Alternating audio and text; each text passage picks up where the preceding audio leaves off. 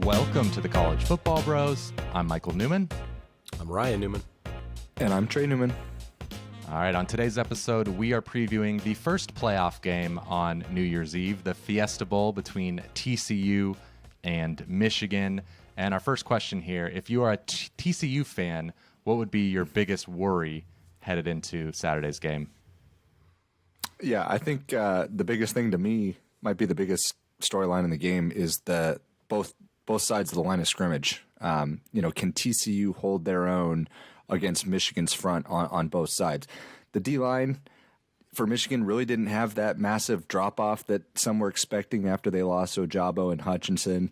So I think if TCU is able to hold their own there, TCU really has a shot, with Duggan, Johnston, Kendre Miller.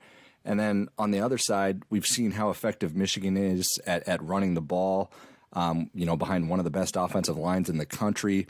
So if TCU happens to let Michigan run over and keep the ball out of Duggan's hands, then it might be a long day. Yeah, I focused in my biggest worry as a TCU fan would be that side of the ball you just mentioned, would be Michigan's O-line going up against TCU's defensive front, because Michigan's running game has just seemed to get better and better all year. It's been incredible. Their offensive line just won the Joe Moore Award for the second year in a row. Oluwatimi, the transfer at center from Virginia, won the Outland and Remington trophies. So they were stacked yet again this year. And, Sonny Dykes even said in a recent interview that's kind of the key is stopping the run, and they're going to try and force J.J. McCarthy to beat him. Didn't work for Ohio State, but Nope, you got to stop the run. You got to at least try and slow down this running game, or else, like Trey said, you're in for a long day. So I think that would be my biggest worry. Yeah, see, so if I'm a TCU fan, those things are legit. Like, I would definitely worry about those, but I'm kind of more on like the surface level thinking like, I'm just worried about getting blown out.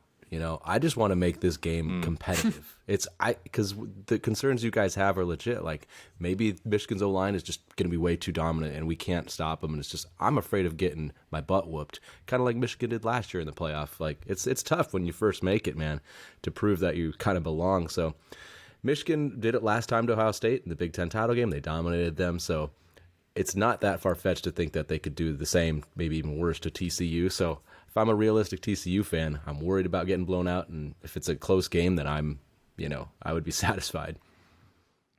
Yeah, it is interesting the expectations going into it. I think there's been a lot of talk about that where, Michigan, now this being the second year in a row they're here. Yeah. The narrative is, hey, we're not just happy to be here. We want to win the national title. Of course, TCU wants to as well, but maybe there is just a little bit different motivation, different experience level that kind of... Yeah, it's the experience level. You got to earn it. But then it's just, you look at point spreads. Obviously, Michigan last year, they played Georgia. They were 16-ish point underdog, right, in that game last year, something like that. It was a healthy, pretty big. Healthy this one's spread. Not nearly that big. So no, it's not. It's not. But I'm still worried if I'm TCU. Okay. All right. How about if for a Michigan fan, the biggest worry for me, it would be one player, it'd be Quentin Johnston, the receiver for TCU, because even if you play near perfect defense, he can still make a play and beat you. He's a possible first-round pick in this upcoming draft, 6'4", 215. He makes contested catches. He can win one-on-one. They throw fades to him in the red zone. So he can beat you a lot of different ways. So if TCU wins, I think it might be because he has one of those monster games like he did against I think Kansas was his biggest game of the year. I know Michigan's not Kansas, but No. might have to put up similar stats. Yeah, and I would say, kind of going along with that as a Michigan fan, I'd be worried if Max Duggan and the offense is able to put up points, especially early, and get ahead. Can Michigan pass the ball when they absolutely have to? Like, can they pass when they need to come from behind? They're not necessarily used to doing that as much just because they're able to. They've always been, running the ball to set up the pass. In this case, it would be the opposite. So that would be something I would be a little concerned about if I was Michigan. Yeah, for sure. I agree with both you guys' points there. And for me, if I'm Michigan, like it's turnovers. It's just the turnover department, because I feel confident if I'm a Michigan fan that my team is better. Like I think we're the better team going into this one, but a couple of unlucky breaks and that turnover department can change a game. And TCU is +9 overall in that category this season, so they're obviously a good plus-minus team in turnovers. So that and then kind of goes hand in hand with maybe a little bit of special teams. I know Michigan they don't have bad special teams at all, but TCU's got a really good punt return game. Darian Davis, 4th in the nation at punt return yards. So what did I say? Darian. Oh, my bad. That's close Darius enough. I could have let it slide. DD, double D. He's great. So those two things, I mean, it's kind of a little off the radar. There's a little bit of punt returner, but one big play, a couple turnovers, and then, all of a sudden it's a neck and neck game. All right, so let's go right back to you, Ryan. I kind of have a feeling I know who you're picking to win here, but how about against the spread? Michigan's favored 7.5, like we mentioned. Yeah. You seen a possible blowout? I am. I think Michigan's just too good for them. They are a team on a mission. I mean, all business, it seems like this year, their performance against Ohio State. I mean, they had an impressive season up to that point, but that win was really a statement win in my eyes. Like, this is a legitimate team. You don't just go to Columbus and win convincingly without a legitimate team. So TCU gives up about 150 yards on the ground. K-State ran for 205 against them in the Big 12 title game. I think Michigan's going to eclipse that number, and it's just going to be hard for TCU to be able to stay on the field enough, have enough opportunities to be able to kind of match Michigan. So I think Michigan's just too dominant of a team for TCU to kind of keep this close. So I say Michigan big. Okay. I am also picking Michigan to win. I think they'll be able to run the ball really effectively, like you mentioned, because it wasn't just K-State. Their last 3 games, teams ran really effectively against them, Baylor and Iowa State. And there's just been several games throughout the year where the run defense didn't hold up. So I think against Michigan, that's going to be a struggle.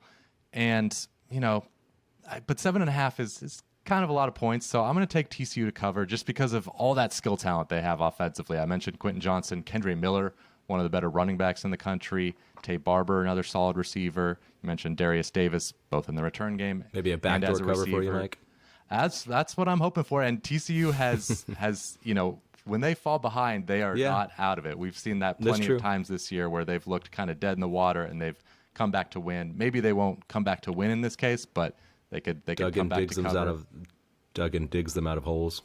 Exactly. So I believe in Max Duggan's leadership and Garrett Riley calling plays. So I'll say they can hang in there to get the cover. But I see Michigan controlling the game. Sure. I'm kind of in between you guys just because I'm predicting Michigan wins and covers, but just not as maybe dominant as Ryan thinks. Max Duggan, he's one of my favorite players in football, and he obviously could still be maybe the best player on the field, but I just think there's too many other advantages, particularly like the lines, like I mentioned earlier, that favor Michigan. And it was funny because as I looked through it throughout the year, I had a hard time buying Michigan's offense, but ironically, when their best player, Blake Corum, went out, the running game was still very solid with Donovan Edwards, and it actually forced J.J. McCarthy to open it up a little bit more. He made some big throws in Columbus against Ohio State, did the same against Purdue in the Big Ten title. So I think they're able to play keep away from Duggan and TCU, and they end up getting to the title game. Yeah, this will be interesting. Really interesting to see J.J. McCarthy's continued growth in this game and that receiving core, kind of finally living up to the hype before the season these last few weeks, especially in that Ohio State game where Ohio State just sold out against the run and McCarthy was able to hit big plays. So we'll see if he can do that again. But that'll do it for this episode of the College Football Bros. If you're watching this on YouTube, let us know in the comments below your predictions for this game. And be sure to subscribe because we're going to have a video out shortly where we break down the Peach Bowl between Ohio State and Georgia. So thank you for watching and listening. See you next time. You've been watching the College Football Bros. Be sure to subscribe here on YouTube and in your podcast app for college football content all year round. For bonus episodes and access to our Discord chat, join our Patreon at patreon.com/collegefootballbros. Thanks for watching.